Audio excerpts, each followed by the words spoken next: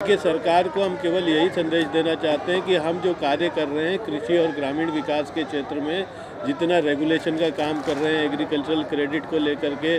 जो है जितना भी कार्य कर रहे हैं वो केवल किसानों के हित में कर रहे हैं। और सरकार की जितने आदेश, मैं ही नहीं, मेरे साथ के बहुत से साथी अन्य भारत सरकार के कई पदों को छोड़ करके, त्याग करके, कई अन्य नौकरियां त्याग करके नाबार्ड में केवल इसलिए आए थे। और जो आज लड़ रहा है यहाँ पे, नाबार्ड का अधिकारी संघ जो है यहाँ पर लड़ रहा है, वो अपने अस्तित्व को लेकर के लड़ रहा है। नाबार्ड की स्थापना सन 1982 में भारतीय रिजर्व बैंक के कुछ कार्यकलापों को अलग करके और कृषि और ग्रामीण विकास को विशेष रूप से फोकस करने के लिए की गई थी। इसको जो है नाबार्ड एक्ट जो है संसद में पारित करके 1981 में 1982 में नाबार्ड की स्थापना की गई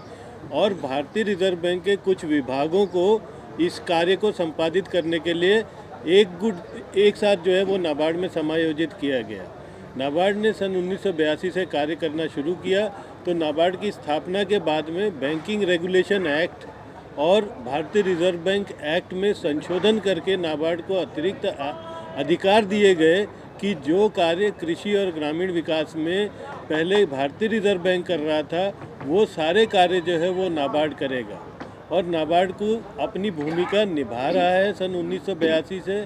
1982 से नाबार्ड में 8 वेतन संशोधन हुए हैं। 7 बार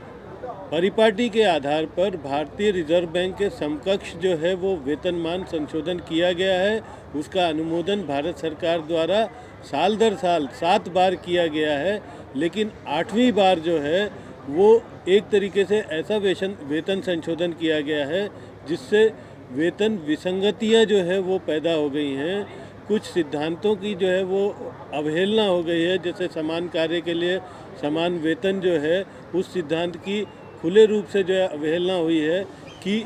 नाबार्ड के अधिकारियों को 2 वर्गों में बांट दिया गया है। एक वर्ग वो है जो भारतीय रिजर्व बैंक से नाबार्ड में आया और एक वर्ग वो है जिनकी भर्ती नाबार्ड में सीधे तौर पे हुई।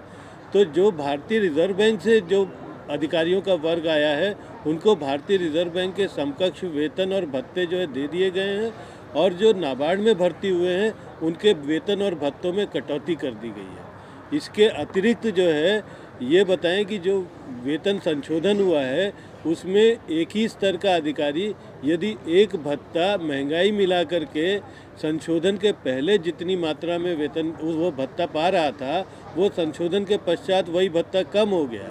और इसका असर केवल वेतन और भत्तों पे हमारे नौकरी करते समय तक ही नहीं रहेगा। मैं बताऊं कि इसका जो असर है वो हमारे जीवन पर्यंत होने वाला है, क्योंकि ये हमारे सुपर एनुएशन बेनिफिट्स में भी जो है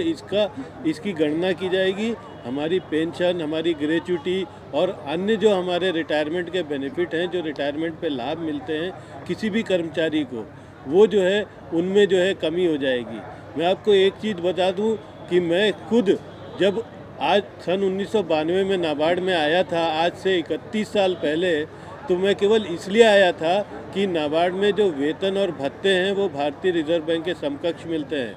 मैं ही नहीं, मेरे साथ के बहुत से साथी अन्य भारत सरकार के कई पदों को छोड़ करके, त्याग करके, कई अन्य नौकरियां त्याग करके नाबार्ड में केवल इसलिए आए थे कि हम लोगों को एक आश्वासन था कि यहाँ पे वही वेतन और भत्ते मिलेंगे जो भारतीय रिजर्व बैंक में मिलेंगे। और 7 जब संशोधन हुए नाबार्ड में, हम लोगों को 26 साल तक वही वेतन मिला।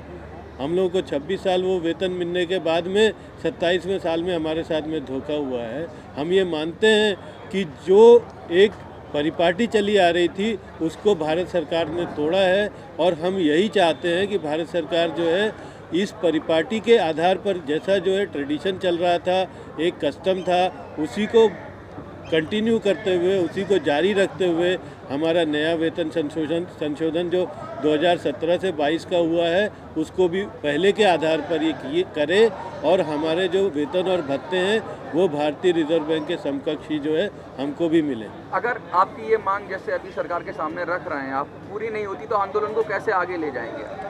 देखिए, आंदोलन तो एक प्रक्रिया है। ये आंदोलन आज से हम लोगों का शुरुआत नहीं है। ये जब 14 सितंबर 2022 को एक परिपत्र जारी किया गया, एक आदेश जारी किया गया वित्तीय सेवाएं विभाग से, तो उसके बाद से ही ये आंदोलन हम लोगों ने शुरुआत कर दी थी, क्योंकि हम लोगों को पता था कि इससे जो है इस तरीके की वेतन विसंगतियां हो गई हैं। हमने अपने प्रत्यावेदन, अपने रिप्रेजेंटेशन, अपने ज्ञापन, मेमोरेंडम हमने वित्त मंत्री को भी भेजे हैं, हमने प्रधानमंत्री को भी भेजे हैं, हमने भारत सरकार के वित्तीय सेवाएं विभाग को भी भेजा है, और अन्य कई जगह भी हम लोगों ने जो है इस तरीके के प्रत्यावेदन ज्ञापन दिए हैं, लेकिन अभी तक उस पर कोई सुनवाई नहीं है। क्या आप कोर्ट का भी रुख करेंगे अगर सरकार नहीं मानती है? क्योंकि डिस्क्रिमिनेशन की बात कर रहे हैं आप, भेदभाव की बात कर रहे हैं। देखिए, भेदभाव की बात है, और जो है कोर्ट भी एक हमारे सामने विकल्प है, हम उस पर भी विचार करेंगे, लेकिन जो है हम पहले अपने जितने भी दूसरे विकल्प हैं, हम पहले याचना करना चाहते हैं।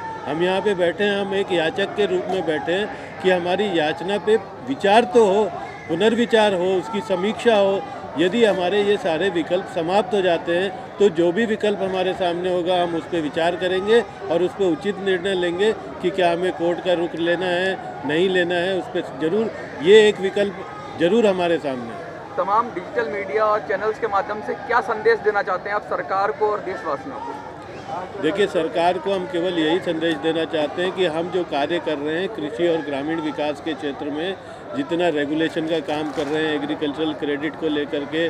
जो है जितना भी कार्य कर रहे हैं, वो केवल किसानों के हित में कर रहे हैं, और सरकार की जितने आदेश हैं उन सभी आदेशों का अक्षरशः पालन कर रहे हैं। हम सरकार के कार्यक्रमों को आगे बढ़ा रहे हैं, और जो है हमारी सारे के सारी अंश पूंजी हम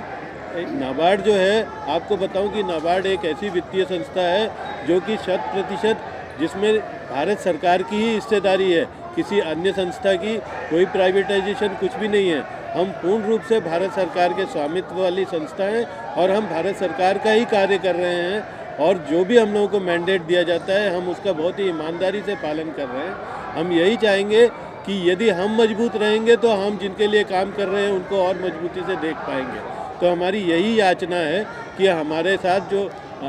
जो इस समय विसंगति हुई है, जो भी डिस्क्रिमिनेशन हुआ है, उसको जो है सरकार उस पर विचार करे।